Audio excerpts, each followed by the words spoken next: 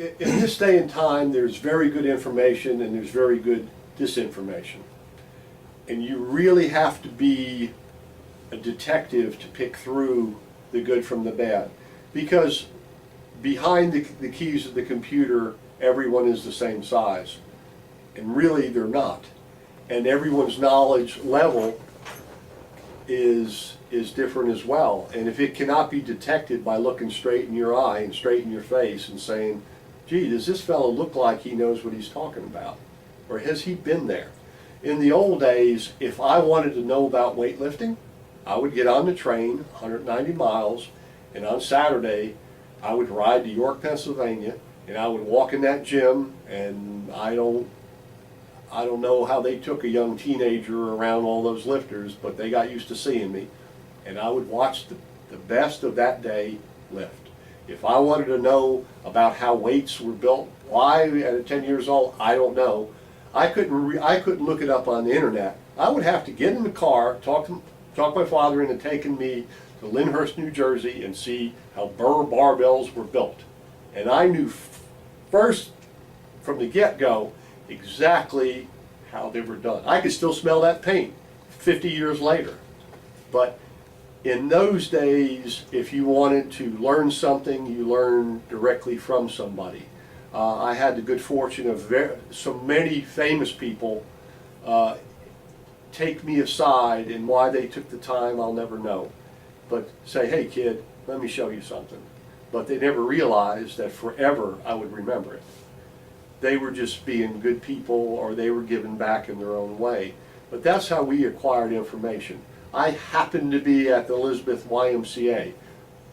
It was a dungeon, but it had a lot of cool weights. It had people like Anthony DiTillo, who did really the books on power rack training. He was my training partner. I didn't know he turned out to be a well-known, famous writer and famous guy in later years. That was Tony, who I trained with. Dave Draper, that was Big Dave. I didn't know who Big Dave would turn out to be.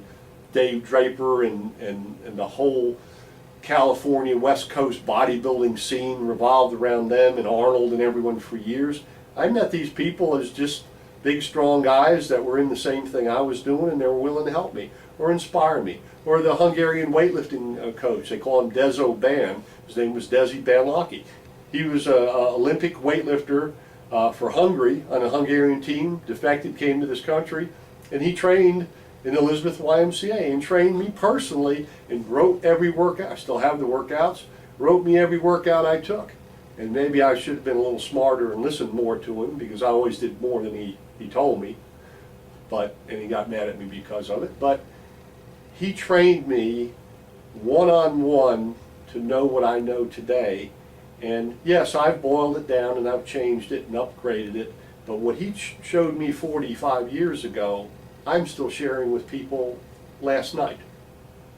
And that's how I learned my way around things. It wasn't going to some site and having some person I've never laid eyes on telling me, do this. They're taking my life in their hands, and I'm reading something and believing it because it's on the internet. Yes, there's a lot of good information, but be smart enough to do your homework, get in the car, go to these places, speak to these people, pay your dues, think through things, and then I think you're going to get the best result.